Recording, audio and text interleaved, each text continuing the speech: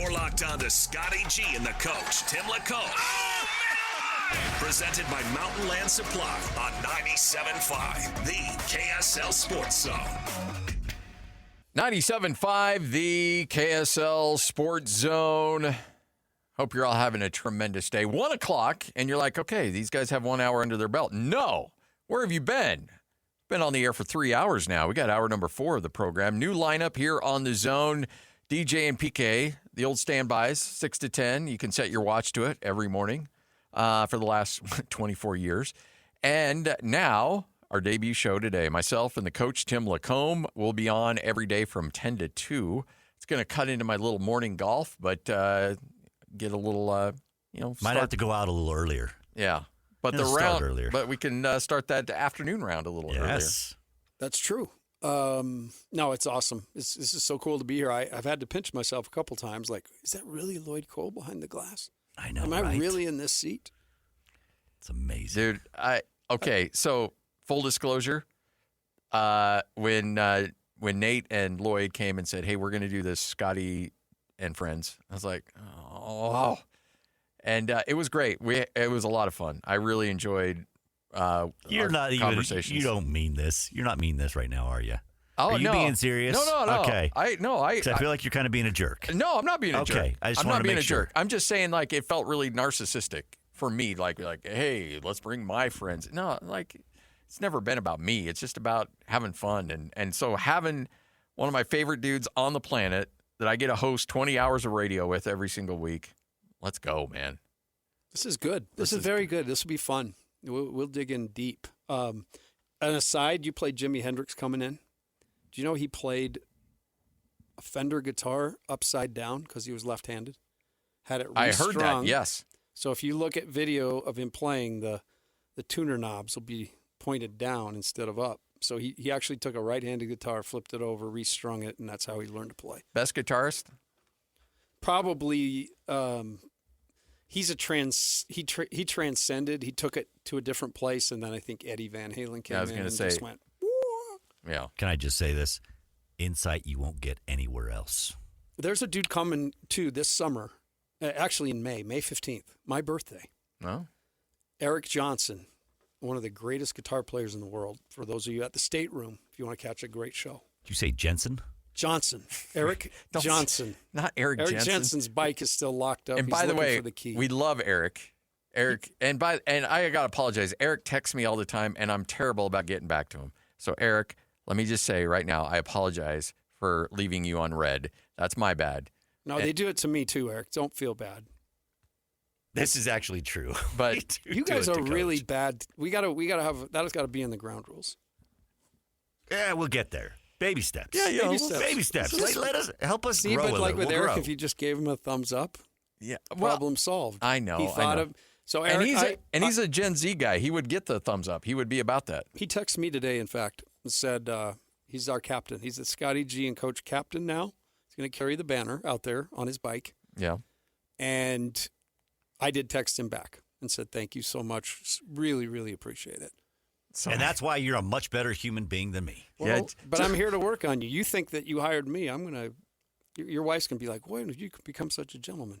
I'd say after a year of this show, you will not be responding to anybody via text. So true. And you just bust my that's when I got off my mission and I was like, you don't do your home teaching? What's wrong with you? Like 6 months later, you want to get out and see somebody? I'll see you back here in April. Hey, college football. Well, you heard from Bronco Mendenhall. He had a really good talk. And by the way, Bronco and I had a sit-down chat. It's up at KSLSports.com, the Ultimate Aggie podcast.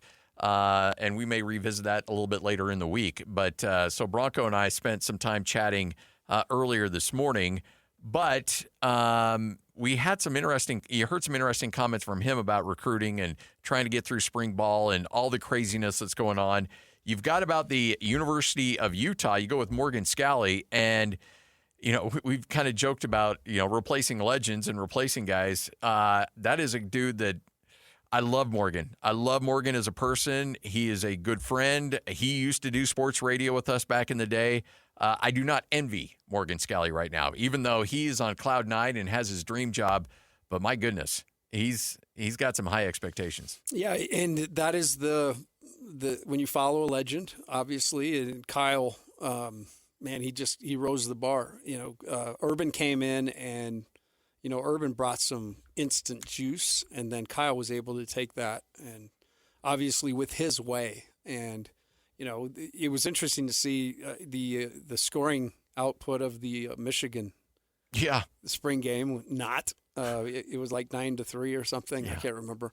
But no, Morgan's got to be a football coach, but he's also got to establish himself here. And the cool part about him, and I think the reason he will, is because he doesn't take himself too seriously. There are a lot of coaches, they get that mantle of head coach and they instantly become a moron. Yeah. It's the craziest thing ever. But I think he's got the right stuff, and he's got good people around him. I like how he's going to push the envelope on offense. I think they need to do that. And your guy, McGivern, they'll hook that ball all over the field. Kevin's going to be great. Right? So, no, a lot more than just winning and losing games. He's got to, stamp his arrival and, hey, the program's here now. Still Utah, and we're going to do Utah things. I'm the guy, and that's what this year is about. Well, I'll go back to what you dealt with. I mean, Steve Cleveland had really turned that program around, and Dave Rose was on that staff, and then it was like, okay, now it's yours. And it was going in the right direction, but there's this element of okay, this is what he did. That's just the standard. That's what you do every year. Now you just got to take it forward. You can't go backwards. And so right now Utah fans are looking along the lines and saying, hey, we've got an opportunity here to not just do what we've done before, but take it a step further.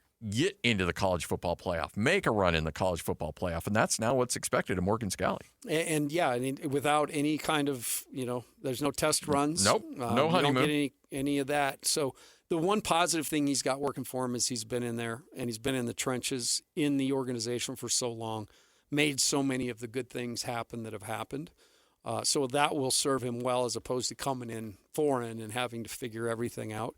He'll know the ins and outs of Utah. It really comes down to, can you get the right guys? Can you get the right scheme installed and everybody comfortable with it?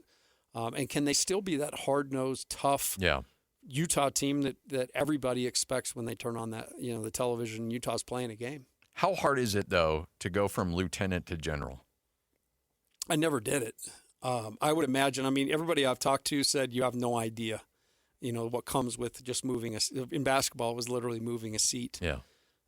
But your thoughts then are not your own. Everything that you think about is how do I get this program where it needs to go? And if I'm not thinking about it, nobody's really thinking about it. So to me, I think that's probably the biggest piece is the, just instant stuff that just falls on top of you that there's no other way to turn. You got to kind of have to deal with it. Well, Morgan Scalley addressed the media and gave his overall thoughts on what he's seen from his team during spring ball.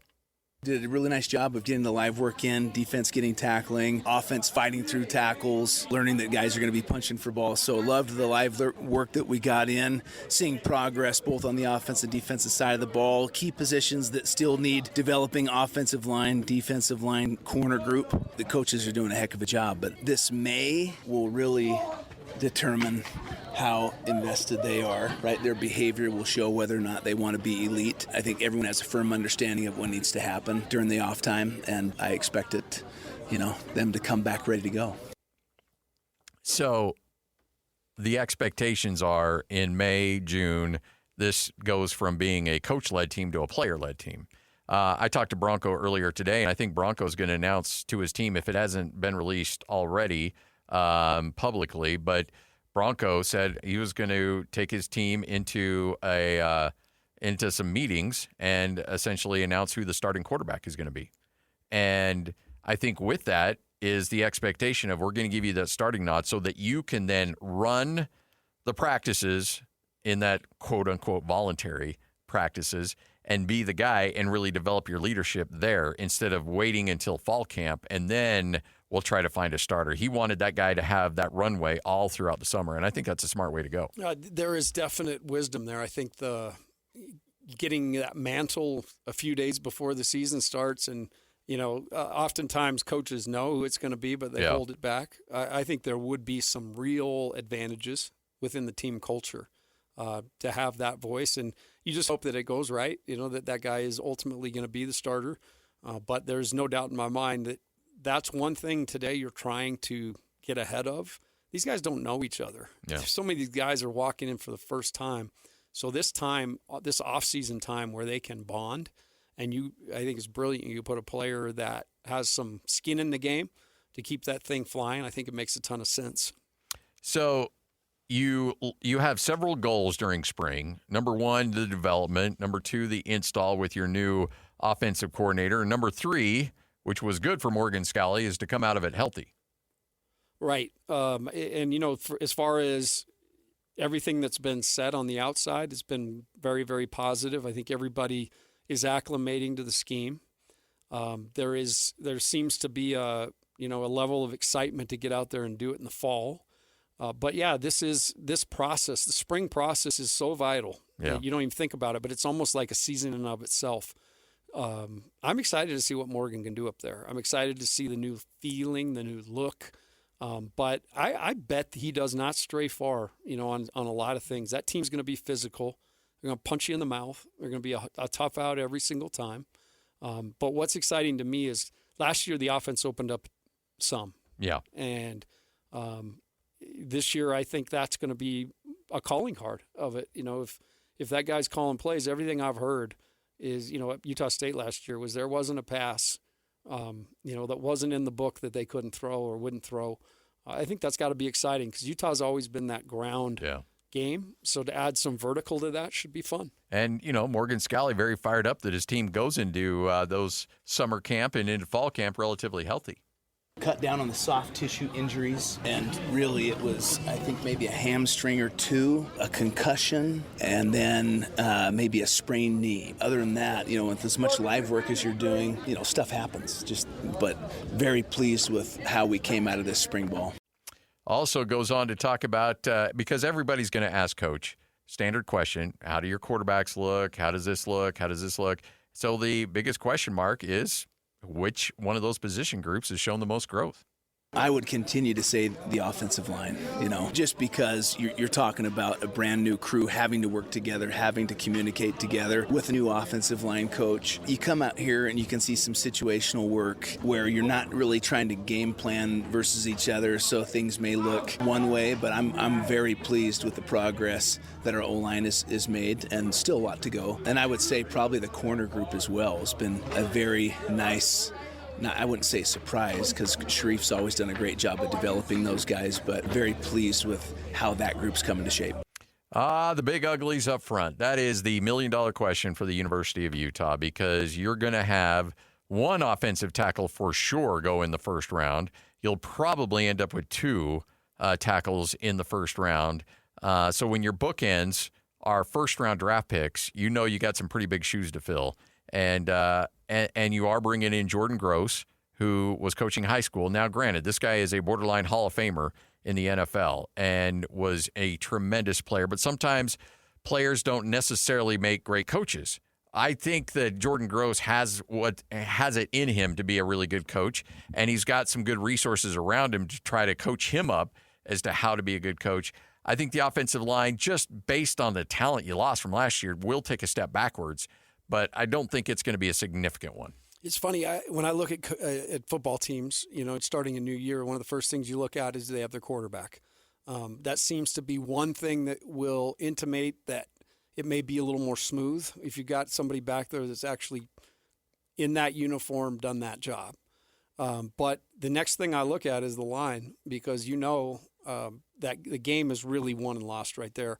Utah may have had the best offensive line they ever had. I mean, they've had some great offensive lines, but 2 NFL guys and just the number of games, those guys played together. So it's interesting to hear when Morgan talks about, who's standing out to you, because the key to that is obviously figuring it out together. It's a team thing. You heard Hans talk about it all the time. You get up there, everybody's got their assignment. But that communication piece is vital. And I like that he actually pointed out communication's what's standing out to him. That's a great byproduct to get where you want to go. If you got a bunch of guys out there who don't know what they're doing and are not talking, that's a bad sign. So certainly a guy that's done it in Jordan Gross as a player. But, yeah, he's got to cut his teeth as a coach with a unit that's going to be the newest and most fresh on the team. And you've got and you bring up communication too. And honestly, the only good thing that came out of COVID was when I'm calling a basketball game is to hear the talking that goes out on the court. I never really appreciated how much communication goes on, especially on the defensive side of the ball when a basketball game's going on. And, you always hear coach like, hey, I don't hear you guys talking. I don't hear you guys talking. Well, when there's nobody in the arena, then you can hear them talk. And it was really fascinating just how much communication goes on with those 5 dudes out on the court. And the same thing for those 5 dudes on your offensive line. They have to be a cohesive unit. A lot of people think, okay, look, you're 320 pounds, you're 6'4", go out there and play left tackle and be great. And you should be able to road grade anybody you want. But the communication between those 5 has to be spot on. And Morgan talks about how that team and how those 5 are starting to gel out there on the field. If you want to move weight out here on the football field, you have to move weight in the weight room. So that's continued development in the weight room. It's, working together during your off time a little bit, but ultimately it's, are you taking care of your body during the break? Are you ready when you come back? Because there's still development that needs to happen in June. I'm excited for what's to come. A lot of excitement. Oh, it's an exciting time. Yeah. He's been waiting a long time for this, and I love the fact he's homegrown. Homegrown kid that played at Highland, right? Was it Highland High School? Yeah, it was Highland. Highland. Yeah, he's part of that Bo McNally. and that rugby team, too. Yeah, that's right. So been a part of it. He is so revered. That's one thing I've found, regardless of what color, or what logo somebody's wearing. He's got a ton of respect across the board for what kind of guy he is. I think it sets up nice for Morgan. I'm excited, just like he's excited to see it actually go down. There's a few guys that have transcended the rivalry. I think Morgan is one of those guys. I think Jimmer was one of those guys that you may not have loved them, but you respected the heck out of them. I know Eric Weddle definitely was one of those guys that I think BYU fans look at him and be like, yeah, we got no issue with him. He's a good dude, And so I think there's a lot of really good things going in his way in terms of the community outreach. But the problem is, and you know better than anybody, you start losing games, they'll turn on you quick. Yeah, they don't care. They care in the beginning. They want you to, do that part. But yeah, this is going to be determined by what happens on that field. It always is. But he understands it. Like, he's been in this forever, understands it. And, he's got a great brand. He's got a great football brand to run with. And great. Look, Sharif Shah is a guy that is the ultimate hype man. And as long as I got Sharif next to me in that foxhole, I'm great. There is no better people no better coach, no better person than to have on your side than Sharif Shah. And I'm a huge fan of his. I will never be unbiased when it comes to Sharif because that guy is, he's your ride or die for sure. No, and he is Utah football. I mean, I remember when I was a manager there back in the day, and he was doing sideline. He was doing sideline. He and Brian Rowley would be down there doing that. So Sharif's worked a lot of spots around football, but he's found his calling. I think his the unit he puts out there each and every year they've got teeth. All right, so you know what? I'm doing a little bit of a audible here. Lloyd loves it when I do this. All right, so par for the course. Okay. So, yeah, every now and then I'm going to take a left turn here every now and then. All right, so what I want to do, we're going to have a little sports roulette coming up next where we spin the wheel. You're very well aware of sports roulette. Lloyd borrowed a roulette wheel from the Montego Bay down in I saw it have the mark on it. That's cool. Yeah. No, absolutely. That wheel has been well used over the last 12 years and will be a continued part and focus of the show.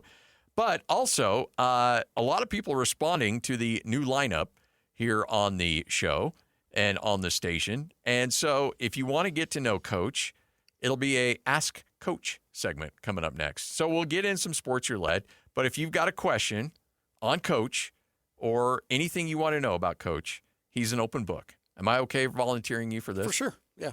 All right. Any of it. All right. So you can tweet at us at Scotty G Zone. Your Twitter handle is at T LaComb. Yep. That's it. That's it. Pretty easy. At T LaComb, at Scotty G Zone. You can also find us on the YouTube page. Just search KSL Sports. You can see the video, portion of the show, and you can also leave comments in there. You can put your questions, and we'll get to know Coach a little bit better. Coming up next, this is 97.5, the KSL Sports Zone. It's time to spin the wheel and talk some sports. This is Sports Roulette on 97.5, the KSL Sports Zone. Big people around him. I like how he's going to put Hey, Coach. Welcome to the program. It's a pleasure listening to you. Wanted to give a recommendation for a guitarist. That would be Matteo Mancuso. Check him out. He's amazing. Love listening to you. That is Scott, courtesy of the essentially the call-in line. All you have to do is go to the KSL Sports app, and you will see a button there at the bottom. What does it say? Call in? I can't remember exactly what it says. Let me pull up the app here. I got to make sure I give this the right credit it deserves, or Nate will climb through and strangle me. So if you go, it says voicemail. That's it. So on the bottom left, you'll see a little function. It says voicemail on the KSL Sports app. You click on that button, and then you can leave a message and say whatever you want. If you got a thought for Coach, got a thought for me, hey, we're sensitive people, so be nice. That's all we ask. And if you try to sneak something by me, we'll stop you. Don't ruin the fun for people. Yeah, Lloyd. Don't do it. Lloyd's got, it's not like this will go right on the air. Lloyd's going to screen all of this stuff, so just make sure that you leave something appropriate, and we'll get it on the air. So it's our voicemail function at kslsports.com. Download the app right now, and let's go. All right, so kind of a hybrid segment here. We got Sports Roulette. We got some of the big storylines that we have not had a chance to get to yet. We also have a Ask Coach segment where you can ask Coach anything you want. Basketball, football, or just life itself. Whatever you need help with, Coach LaComb is here to provide you some assistance. So with that, let's spin the old wheel.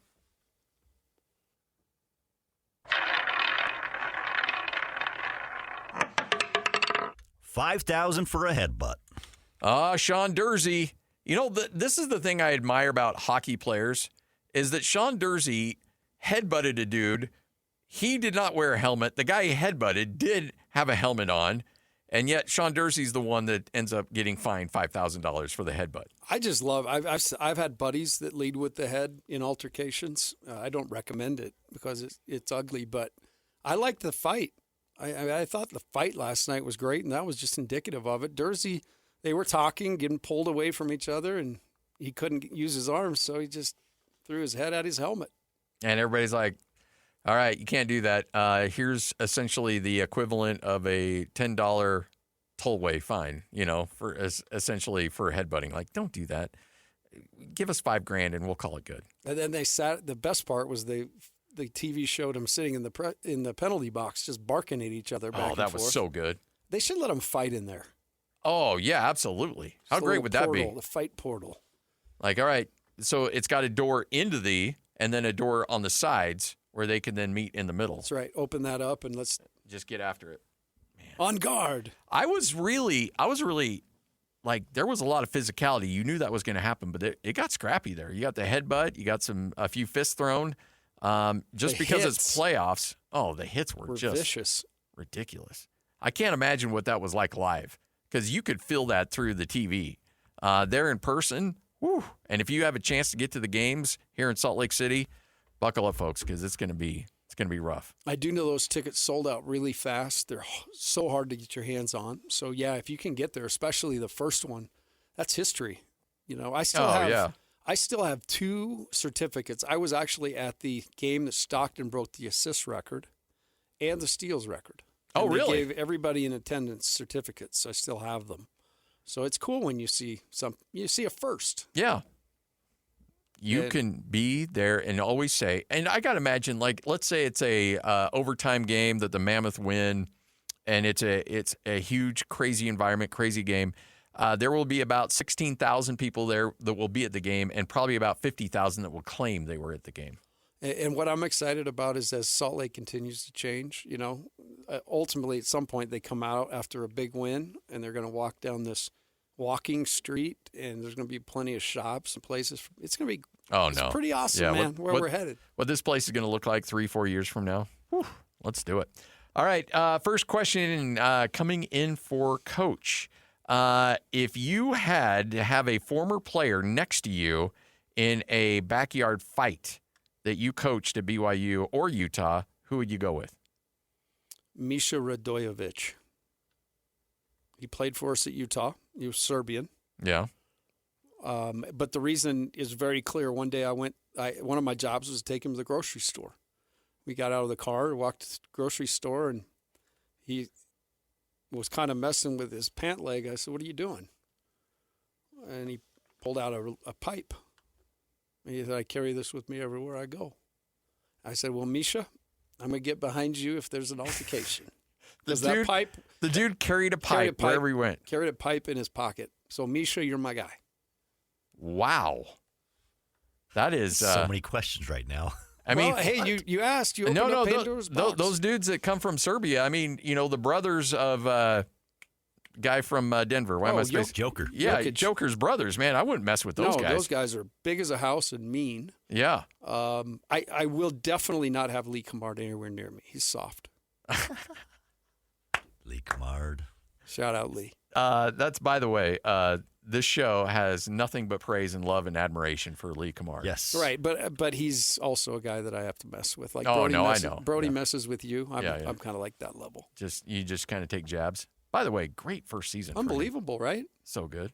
What they do, they got to the tournament, did a great job, represented the team so well. The NIT, I should say. Yeah, got NIT. To the, what was it, the Final Four? Final Four. Yeah. The NIT. So great year for Lee in year one.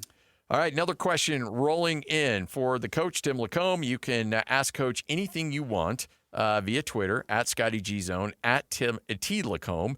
You can also find us on the YouTube page. Just search KSL Sports on YouTube, and you'll get the live version of the show, the video version of the show, and you can leave something in the comments there if you have a question for Coach.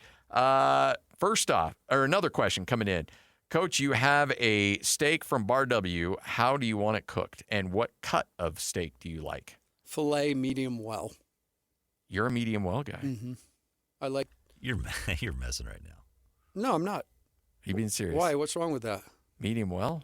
It's do you want me to go get you some jerky, too, while you're at it? Is that too much? Oh, no. Don't say that. No. I don't want medium well. I want medium. Okay. Just medium's medium. Okay. I'm sorry. I like a little pink. All right.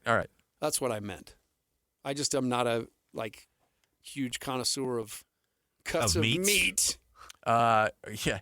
Well, we'll get you down to Bar W a few more times. I love that place. By the way, bone-in ribeye, medium rare. If you're driving to St. George, definitely stop and get a burger because there's nothing like it. Oh yeah, you experienced it firsthand. And then they because I was hanging with Scotty, they're felt bad and gave me a few cuts of beef to take home. The difference in the beef is palpable. Yes. You can sit them next to each other, you can tell, but then you take a bite. Yeah, no comparison. Another question coming in. Speaking of food, favorite city you have gone to for food? Favorite city I've gone to for food? I think my favorite city, and for a lot of different reasons, is Boston. Okay. I lived there for 2 years. Yeah. And fell in love with everything about it. So I actually didn't like seafood before that, and I'll have some now. You can't beat chowder.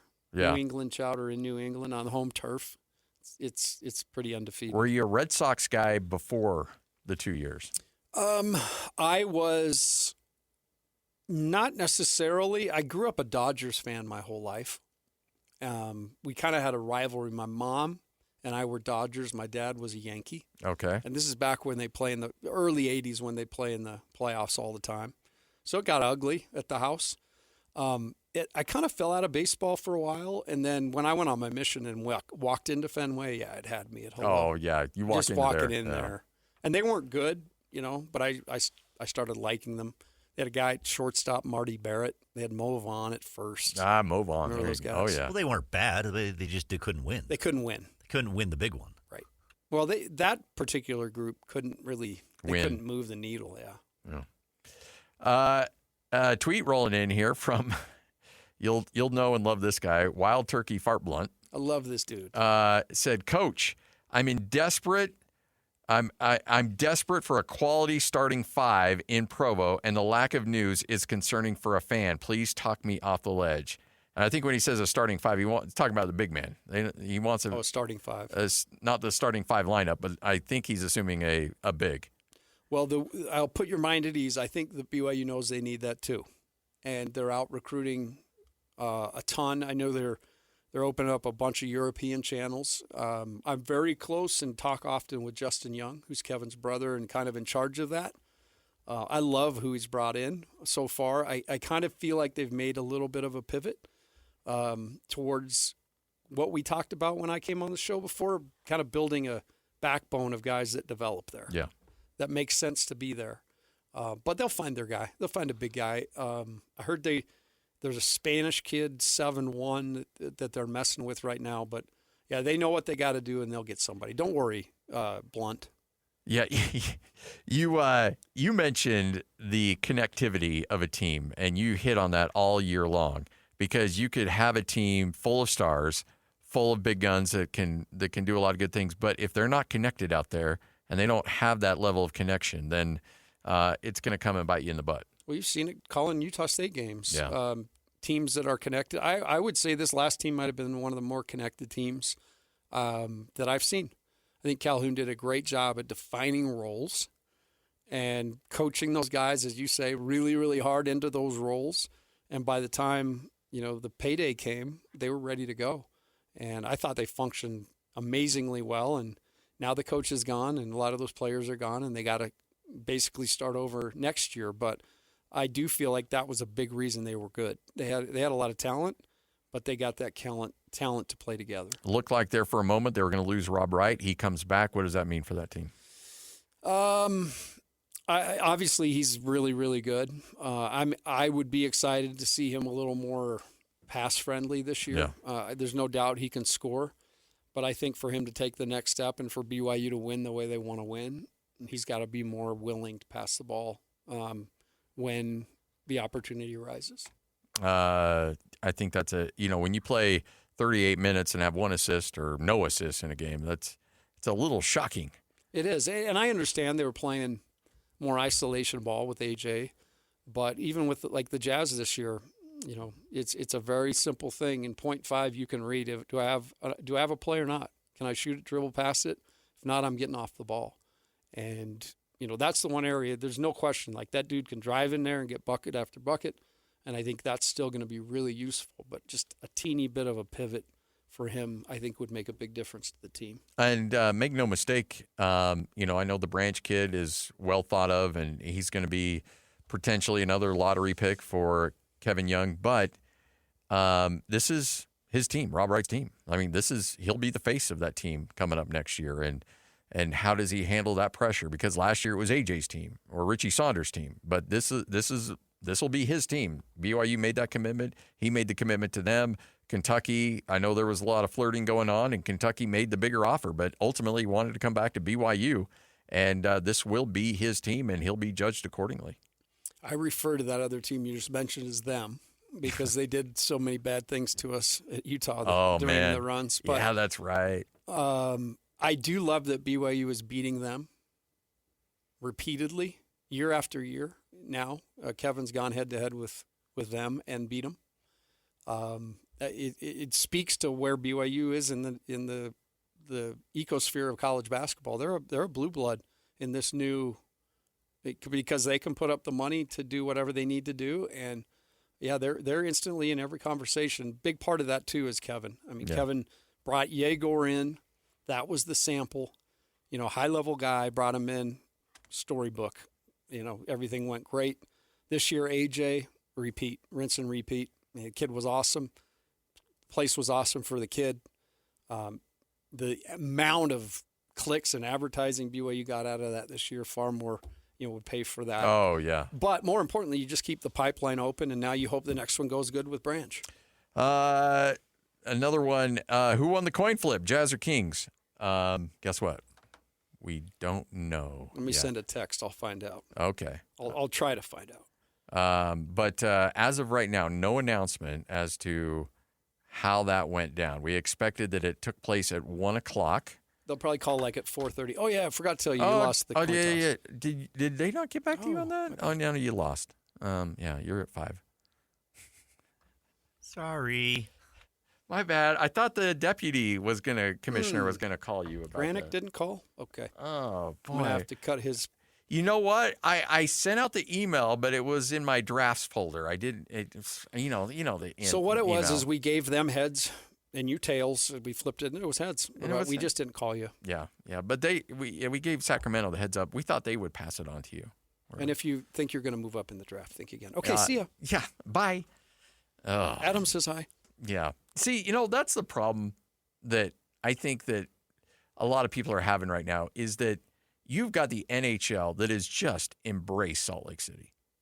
And Salt Lake City has been very good for the NHL, but the NHL has been very good for Salt Lake City. And they're like, okay, you know what? Can you get a team up in 6 months? Ryan, can you do that? Ryan's like, I think we can do that. Okay, fine. Here, take a franchise. It's yours. We need that team to be competitive pretty quickly. All right, playoffs in 2 years. Boom. All right, you want to host one of those outdoor games? Yeah, we got that. Boom, it's yours. Like the NHL is realizing what a gold mine they have in Salt Lake City. And the players in the NHL are realizing what a gold mine it is in Salt Lake City with incredible facilities, great ownership, rabid fan base, all these things that are very true for the Utah Jazz. But for whatever reason, the NBA is like, you're the Jazz. It's pat. Did we find you yet? Yeah. We don't like what Sacramento's doing, so you're going to get the $500,000 fine. Here's my biggest quarrel, and it's gone back forever. Goes back to Jordan getting a ton of calls or feeling like he does. It's an entertainment business. Yes, and I think the NBA has to do a better job at equity across the board. I just think the number of times where you scratch your head and say, the other night, for instance, they find the Jazz $500,000 and then for the last 3 or 4 weeks of the season, everybody's tanking their tail off. The Memphis Grizzlies had 16 guys on their injury list the night they played the Jazz. Yeah. But nothing happened to them. Nope. So that's where, to me, the NBA's got to – and not just that it's the Jazz. You heard Ryan say it. Like Sacramento probably should have got the first pick last year. They basically were forced to give up De'Aaron Fox. That was a Rich Paul creation.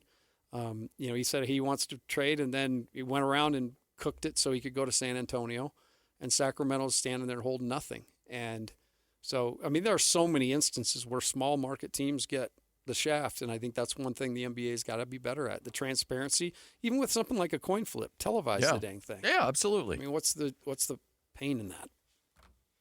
Anyway, that was my NBA rant. Wow. Your co-host on the Jazz Pre-Half and Post is yelling at us like, get out, go to break so we can have our final segment. It's my time. It's my time. It's my time right here. It's your time up there. But down here, it's my time. Jake's going 2-6 now. Yeah, actually 2-7. Jake and Ben. Oh, 2-7. Yeah, 5 hours of Jake and Ben. All live, 97.5. One thing we can promise, they'll be live at 5. We can guarantee that. 97.5, the KSL Sports Zone. The best sports radio in Utah is right here. This is Scotty G and the coach, Tim LaComb, on 97.5, the KSL Sports Zone. Wrapping up another edition of the show, the first ever edition of the show. All right, so 4 hours down. You feel okay, Coach? Yeah, it's already over? Yeah. Wow. That's a short day. Yeah. 4 hours. Your day's over now. Yeah, boom. Go home. You're good. Call it a day. That's radio right there. Yeah, four and out the door. I'm happier than I even could have thought. Oh no, that's an old radio term. 4 and out the door. That. Yeah. The pre-half post is more like 5 and out the door. Yeah. Yeah, that definitely prepared me for a longer run. This is good. I'm excited. I just hope not to let you down, man. I don't want to bring you down. Yeah, I don't think you're gonna. I'm not worried about that one bit. If there's anything, I've been riding everybody else's coattails. Now I'm going to get exposed for the, fraud that I am. Just keep us on the rails. Don't expect me to do that, Lloyd. Yeah, we got you. We got you. Hey, Jake and Ben coming up next. You'll hear them every day from essentially 2 to 7 right here on 97.5, the KSL Sports Zone. Make sure to join us coming up on Wednesday. We'll be out hanging out with Jake and the crew at Tim Daly Mazda from, again, 10 to 2. Tim Daly Mazda in Sandy, 10785 South Auto Mall Drive. Real easy to find, just off that 106 South exit. Stop by. I drive a Mazda 50. Just got my wife on a new lease on a Mazda 90. She loves that ride. And my boy is now in a Mazda 3. And I actually have a little car envy on that 3. That 3 is a sexy ride. Well, I will say I rented a Mazda one of my last trips on the road, and they make a very nice car. Zoom, zoom. Zoom, zoom. All right, so when you how was the budget? Like, could you splurge a little bit when you were out on the road, or was everybody's like, hey, we saw that you spent $10 more at the Cheesecake Factory than you were supposed to? No, they were great about it. We certainly didn't push it, but we stayed in awesome hotels. That was kind of one of the things we did when we got there. We just stayed in nice places. And I had a Hertz Gold membership, so I could go pick my ride. Oh, there you go. I mean? Yeah. So some days I'd have something cool, and some days I'd have something not cool. Is it hard to go from, I'm sure you probably were like a Delta Platinum and then hang out with the peasants in the Delta Silver? Oh, yeah. Yeah. It's funny. We flew too many charters. Oh, you were charters. That's right. So Delta was good to me. I've flown, on Delta, I've flown 947,000 miles. So I'm you're not a million. Yeah. Oh, yeah. But I have definitely, with all the charters and everything, and other airlines, flown way too much, stayed in way too many hotels. 568 nights at a Marriott is my number. I walk in and a band starts playing. It's got that rah, rah, rah, rah, rah, rah, rah. Go, Timmy. Oh, Timmy. When you, have you cashed those in yet? Are you I've still used sitting the points. But the cool part about it is it's just status. Oh, and yeah. It's lifetime.